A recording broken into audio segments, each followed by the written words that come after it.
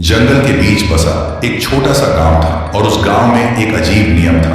गांव में जब भी किसी की मौत होती, लोग उसकी लाश को जलाते या दफनाते नहीं थे, बल्कि जंगल के बीचों बीच खड़े एक पुराने सफेद रंग के सूखे पेड़ की जड़ों में छोड़ आते थे। वहां के लोग कहते थे वो एक भूखा पेड़ है जो लाशें खाता है और बदले में पूरे गांव को सुरक्षित रखता है। इसलिए यह रिवाज पीढ़ी दर पीढ़ी चलते हुए आ रहा था। लेकिन एक दिन गांव के मुखिया का बेटा घर के बाहर खेल रहा था। तभी झाड़ियों से एक सांप निकला और उसके पैर पर डस गई। उस सांप का जहर इतना खतरनाक था कि कुछ ही पलों में मुखिया के बेटे की मौत हो गई। जब मुखिया को अपने बेटे की मौत की खबर मिली तो वह पूरी तरह टूट गया, क्योंकि वह अपने इकलौते बेटे से बहुत प्यार करता था। उसने रोते हुए कहा, मैं अपने बेटे की लाश उस भूखे पेड़ को नहीं दूंगा। और जिद में आकर उसने अपने बेटे को अपने ही आंगन में दफना दिया। गांव वाले दहशत में आ गए, पर कई दिन तक कुछ नहीं हुआ। सबको लगा शायद सब ठीक हो गया। लेकिन एक रात जब मुखिया सो रहा था, तभी उसे आंगन से कुछ अजीब सी आवाज सुनाई दी। वह घबरा कर उठा और बाहर आकर देखा, उसके बेटे की कब्र की मिट्टी अपने आप फट रही थी। ये देखते ही मुखिया का खून जम गया।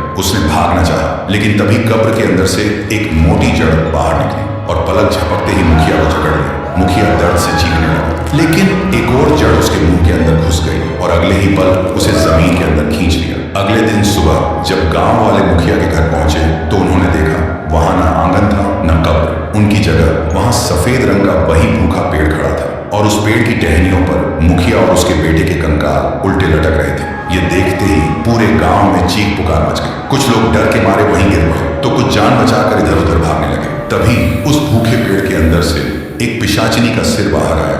उसकी आंखों में एक शैतानी चमक थी और उसके होठों पर एक खौफनाक मुस्कान थी। उसे देखते ही सब डर के मारे कांपने लगे और तभी वह एक बेहद डरावनी गूंजती हुई आवाज में बोली, आज तक तुम लोग मुझे लाशें देते थे, अब मैं खुद चुनूंगी। तो दोस्तों, क्या वह पिशाचिनी पेड़ पूरे गांव को निगल जाएगी या गांव वाले उसे रोक पाएंगे? अगर जानना चाहते